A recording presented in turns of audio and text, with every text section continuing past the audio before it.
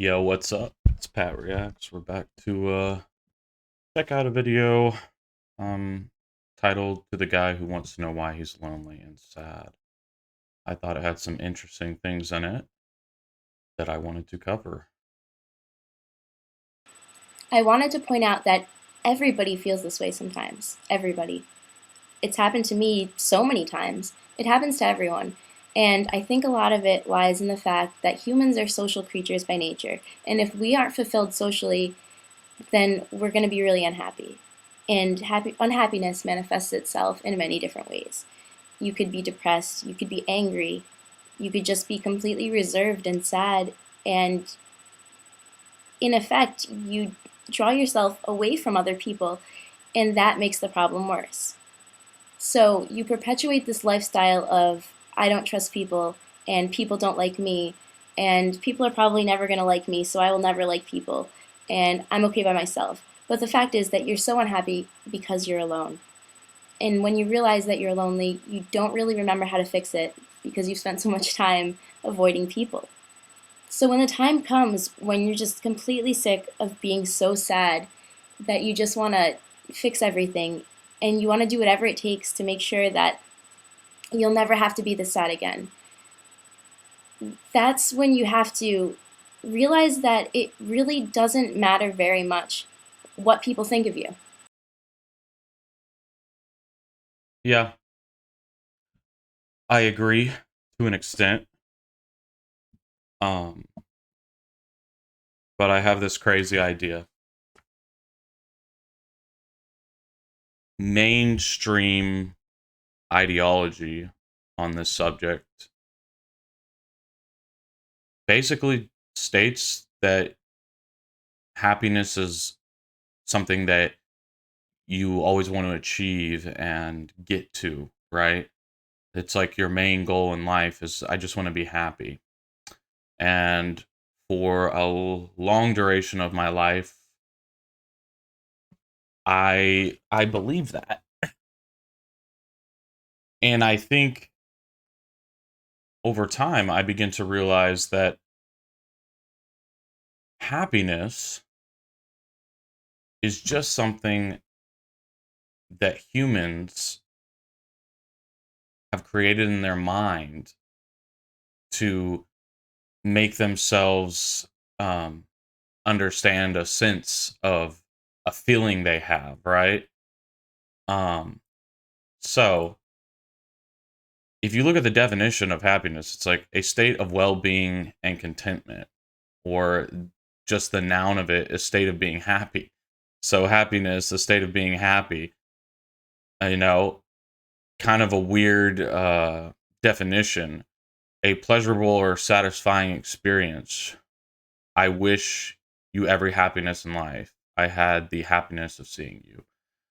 Um, but I think the idea of pursuing happiness, right, is really not what you want to pursue in life. I think that happiness comes from a sense of fulfillment, a sense of purpose, a sense of meaning to your life. And you can't obtain happiness until you, or the idea of happiness until you obtain a level of fulfillment. And fulfillment comes from a lot of different things also. Um, the definition for fulfillment, the achievement of something desired, promised, or predicted, the meeting of a requirement or condition. What is the true definition of fulfillment? Fulfillment is a feeling of satisfaction that you get from doing or achieving something, especially something useful. So, with that in mind,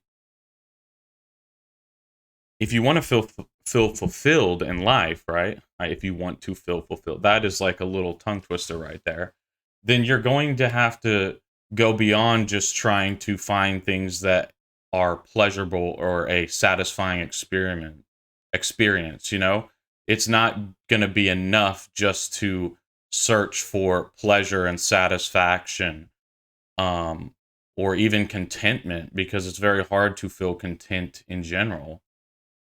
what you're wanting to look for is fulfillment. And through fulfillment, through searching and trying to achieve something and doing something, especially when it's something that's useful, that you feel like has a purpose, is leading you towards a destiny or a way of being, that is going to lead you to having moments of happiness.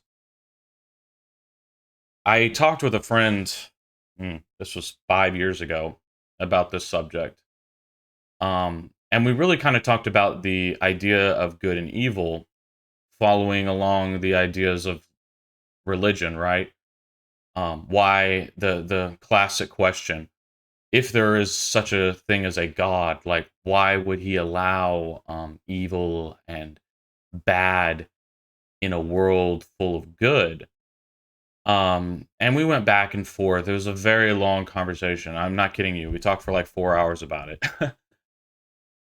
But at the end, we kind of came to a thing, to an idea where almost like the idea of yin and yang, or the idea that good and evil, if you believe in the concept of good and evil, you can't have one without the other. Because if all you had was eternal pleasure, right? How would you know that it was pleasurable anymore? Would you know how good of a thing it is? Think about things that you've had in your life, your entire life, for a good portion of it. Your family, girlfriends, friends, um, school, sports, games, and you'll have all these things that you look at and you say, "Hey man, like they're awesome and I really like them." But the more you get of it, the less happiness and fulfillment, the more that you feel, and the more you take it for granted, right? Where you see it as, I just expect these things, instead of understanding that they're given to you and that they can go away, right? And when you finally experience that, I would say for every person, one of the deepest times, right, is the first time, say, you move out of your parents' house, and you're finally alone, in the manner that you don't have your mom, your dad, your siblings, if you had any around you.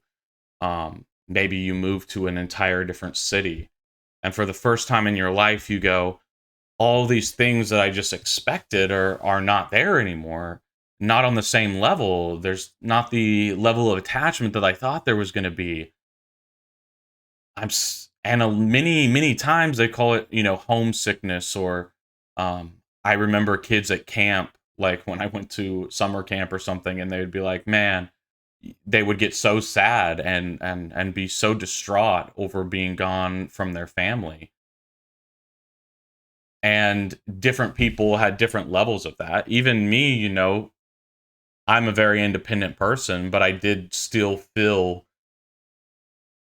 a sort of trepidation when I was gone for a long time from my mom and dad, especially when I was a kid. But I don't think it fully sets in until it's been weeks or months since you've last seen them.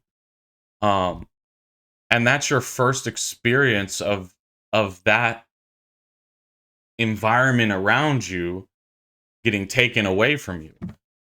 Obviously, some people go through this at a way early stage. Maybe they never have a secure home life, so they don't have that same protection and security and contentment and feeling of part of a group that you would if you had a family unit, right? But they're still going to at some point experience this, and it can be really traumatic, um, and lead you down a different path in life that is not necessarily good. but without experiencing the bad, without experiencing the loss, without experiencing the things that make you feel terrible inside, hurt, pain, how would you understand how great the experience you are having now is without that? So you have to have a contrast in life. Without contrast, everything's just white or everything's just black, everything's just the same color, right? So how are you going to understand anything past that? Where is your happiness fulfillment going to come from if you're always happy and fulfilled? I think that this idea that you can just always be that is one of the biggest lies that we're told, especially in Western society, is that you're always going to be I just want to be happy. I can't tell you how many times I've told my parents, I'm just so unhappy. I want to be happy. And it's taken me a long time to understand that just the just wanting to be happy is not something that you can just pursue all the time. You are never going to feel just happy in life. It's going to be mixed with multitudes of other good and bad feelings, right? Happiness is just a moment, a small sliver in your the grand scheme of life, the minutes, hours, years that go on. You're only going to experience happiness intermittently through that. It's not going to be something where you're just always happy, right? So don't search for happiness, search for fulfillment. Search for things that you can work towards that may or may not be easy, but that give you a sense of fulfillment. And your fulfillment is not based on, like what this girl said, what other people see as what you should be doing and how you should be fulfilled. You have to soul search and think and come to terms with who you are as a human. And then from there, figure out what fulfillment looks like for you. You could be fulfilled doing a very ordinary thing every day, working out, helping your family members, keeping a house clean and orderly, keeping your bedroom clean, going to work every day, trying to better the individuals around you in your workplace, no matter how boring you may see the job as and not want to be there. It is definitely there is a level of acceptance you have to have, and that being an adult is not all about happiness. It's about enduring through the hard times and the good times. And when you have great moments in your life, enjoying them for what they are, but not expecting that to be forever. That's the beauty of life, is that life is momentary. It's flickering. It never it's never you're never going to experience exactly the same thing.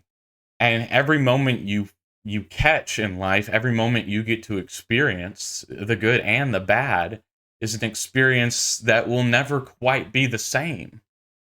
Your experience is unique. Even though there's billions of people around the world, your experience is unique.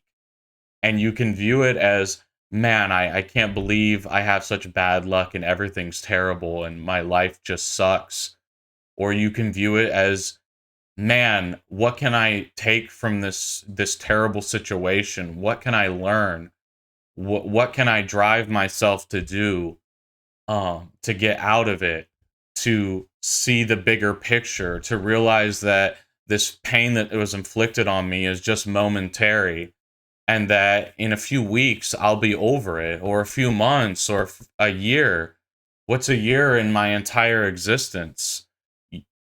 If you have that perspective, I think you're going to find your life is far more fulfilled. And as long as you're working towards something, you're struggling to learn new things, you're dealing with heartache and suffering, those are going to bring fulfillment, happiness, and contentment in the long run.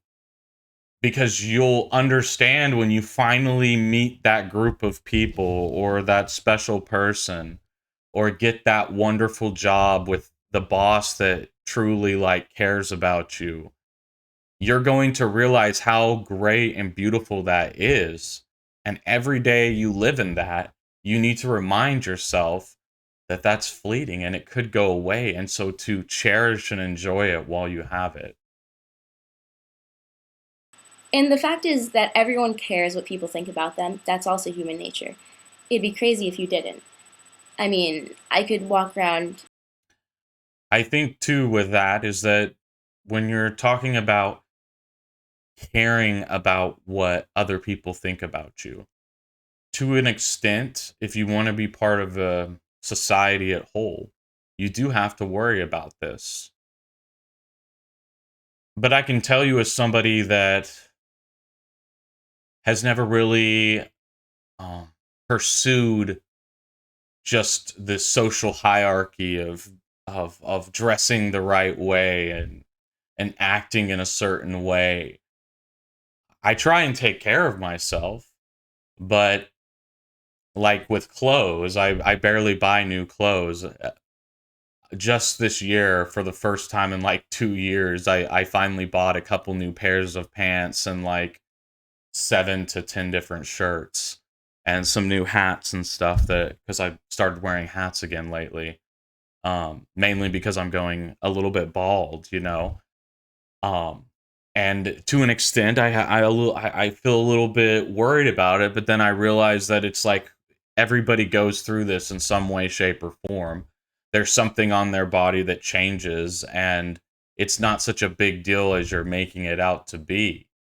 I used to have a lot of acne when I was younger, and that was a big pain point for me where I felt like people just were always looking at it, and I I just was like, man, I wish I never had acne. And now I don't really have acne anymore. But I think it was good for me to go through that experience to learn how to what it feels like to have some self-loathing and unhappiness with your appearance and some social anxiety from how people will see you, and to deal with that and understand that there's more to me than just what I look like. It- my mind and who I am and how I portray myself to other people is far more than just my physical appearance. And that's why, for me, I find much more of an appeal with someone that I meet based off of their who they are, their actual intelligence, what they think about the ideas that they're willing to struggle with to understand. And one of my least favorite people to deal with, people group to deal with in the entire world is humans that they're afraid to confront anything that they don't know how to deal with, anything that they don't like. They just can't have a conversation about it. They get super angry, emotional, um, rude, obnoxious, and they'll never willingly sit down and like struggle through an idea. If you want to understand what life is in the short time we have on earth, I think you should do your due diligence to try and understand life in a better perspective and understand other people's side of things too. Not to say that you always agree with them, but to be willing to wholeheartedly sit down and listen to somebody else's experience and how their life has been and learn things from them. The instant you close yourself off from someone or something because you dislike or don't want to hear what they have to say, I think you're doing a disservice to yourself and to the person trying to talk with you. And that's probably the least, that's somebody that when I meet people like that, I'm like, I don't really want to have much to do with you. Especially as I've gotten older, and I realize that like I still have to deal with them because somebody has to try and get through to them. So I try and pick my battles and my moments to bring up a topic or say, I don't really agree with what you're saying, because a lot of these people are also extremely opinionated, where they want to tell everybody their opinion, but they can't hear anybody else's opinion but their own, unless it's aligned with what they like, which is just kind of crazy to me. Because by you speaking out your words, you're inviting others to answer them, and when you speak, it doesn't always mean that the answers you're going to get are ones that you're going to like. So if you don't want that, then maybe don't even bring it up. And that way you don't have to have that conversation you didn't want to have, per se. But you should definitely not focus solely on pleasing people around you, but more on being true to your ideals and what you believe is the right way to be, and being that way and not forcing other people to be your way, but be a representation of what you want to be and be accepting of other people. And in that way, you may actually turn far more people towards your objective than just being a jerk that tells them they're wrong all day or just being unpleasant to be around. Um, but you have to be true to yourself. And then you also have to be true to your ideals and creating ideals that make sense and align with the nature of the world and what it is and all the good and bad that there is. You can't live in a dream world, because that's also a way to get taken advantage of and hurt. So you have to be wary of the world and understand the world and what it's like, but you have to stick to what you believe in and be true to the ideals and things that you believe are of the utmost importance to follow, whether that's a belief system, something that you've created yourself, a moral code. Um, but the moment you just stick to it so hard, it's almost like you become so far extreme in your views that you you actually turn people off from what you wanted to achieve. And it's also extremely unhealthy. So there's this fine line between, just firmly believing something and then also being willing to question your own belief system and your way of believing things and say, could this, what they're saying, be maybe true? Maybe I'm wrong in this circumstance. Being able to admit that you're wrong, even though it hurts your pride, is an important thing. So, Have to get back in touch with those people you haven't talked to in months or maybe even years, and you have to tell them that you want to hang out or ask them to tell you about any parties that are happening, and you have to turn yourself from such a reserved creature into a social butterfly. And that is the hardest struggle. But once you get to do it, you realize how much it's worth it meeting new people. Meeting new people is a huge thing in becoming happy. Because if you're currently not surrounded by people that make you happy, that make you happy to be alive, then you really do need to get new friends. and this is where I feel like she kind of goes more astray too, because it's like meeting new people is important. I think it's something that will build your character, allow you to speak better, to fully and cognizantly tell people the ideas you have in a way that interests them. That's important. I do think it's good to force yourself to have social interactions with people even when you don't know them. That's something that's, I think, hard for most people. And once you break that, I do think it is helpful because you're willing to talk to people that you've never met before and go out of your comfort zone. And that's a good thing. But just trying to surround yourself with new people until you find the new people that currently agree with you, I don't think is a healthy way to live your life either. Um, you have to be willing to accept another human, even though they do things that you don't agree with or that maybe make you unhappy sometimes. I don't think you could have a successful marriage or a relationship with any girl or guy um, if you're just expecting happiness out of it. People are going to disappoint you. And the idea that you just pursue happiness and if people aren't making you happy, they're not good for you is not necessarily true. There's a fine line between allowing yourself to be abused by someone, but there's also a line where you have to say, okay, I have to be willing to discuss these problems with this person and be willing to not be right and to be wrong and to compromise, but then expect that when we come to a compromise that people on both sides of it try to meet that agreement that we came to the best of their abilities and expect them to sometimes fail at it, but to get back up and keep trying towards it. But you're never going to find a group of people that just makes you happy all the time. You're never going to find a friend that doesn't hurt you. You're never going to find a family member that is always telling you what you want to hear.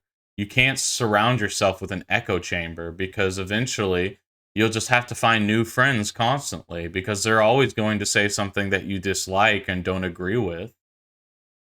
Um, and being moral or judgmental about it and acting like you're better than them because they have this, view that how dare they have this view. You're not going to change anybody's mind by being that way. Um, you have to be willing to concede things and work through things. And I think that's the number one reason that because this message of you just have to be happy all the time. Um, eh, if you're not happy, like you need to change things and get rid of people, that will not give you lasting fulfillment in life and purpose. It won't bring you lasting happiness either. And the idea of having infinite happiness is just so ridiculous. It's not a real thing. Life can be a terrible thing and it can be a beautiful thing all at the same. You can't expect to be happy every moment of every day. It's just crazy. And I think that this message has been so propagated throughout our society now is that people are so almost addicted to pursuing happiness that anything that makes them unhappy they just remove out of their life. But in doing so, they don't have any long-lasting true friendships. Instead, they're just that short-term happiness is all they pursue.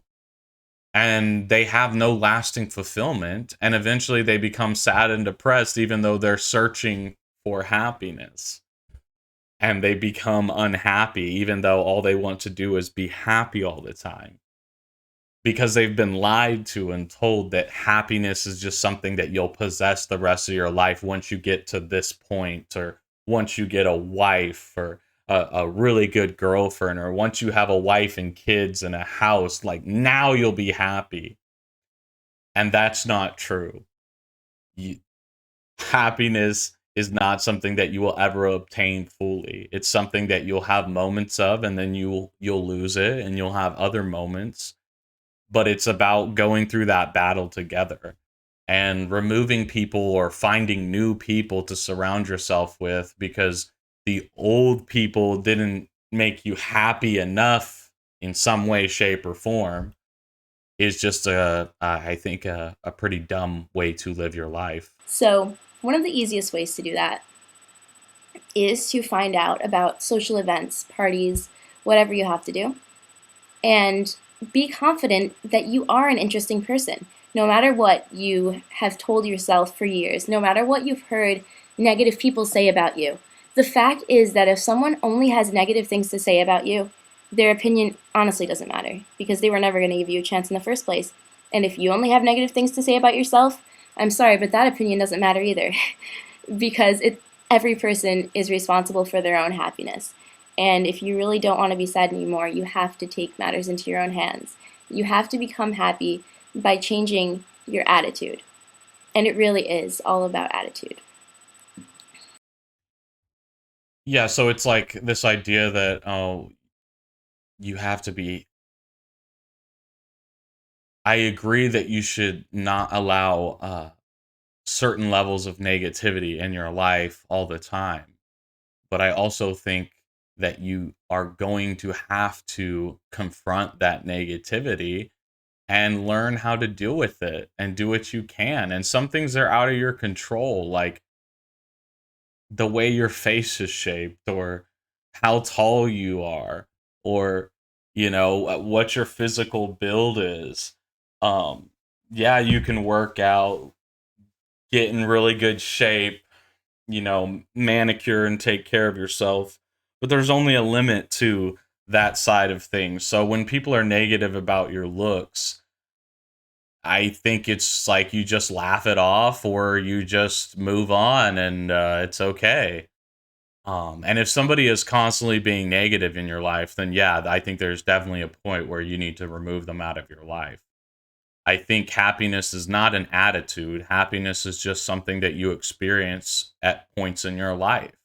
Just like sadness, resentment, bitterness, anger, um, joy, um, pleasure, satisfaction. All of these things are things you experience momentarily, but not throughout your entire life. And you'll roller coaster through all those different things. It's how you handle that experience that is going to change or make you a stronger, better human being. But this idea that you're just going to remove people that are negative or just find new friends because your current friends don't make you happy, why don't you have that conversation about what's going on in their life that they're all always negative towards you? Why not confront them and say and have a disciplined discussion about what's causing this anger and resentment, or the berating or the rude comments towards you. Why do you feel this way towards me? What have I done? And then if they can't come up with anything, you've solidified in your mind. Now, if it's just some naysayer, like say somebody makes a hateful comment about me on the internet, there's really nothing you can do there except just ignore it, move on, accept that they said something bad about you and not take it to heart. Um, and pursue that fulfillment and doing what you think is going to um be useful. You're achieving usefulness in the world, being somebody that others rely on to do such and such. That is going to bring fulfillment, and that is going to bring a lot more, I think, happiness in your life on a more consistent basis than just trying to find happiness by social groups. I don't think just being social is going to bring you fulfillment. Um, so that's what I have to say about it.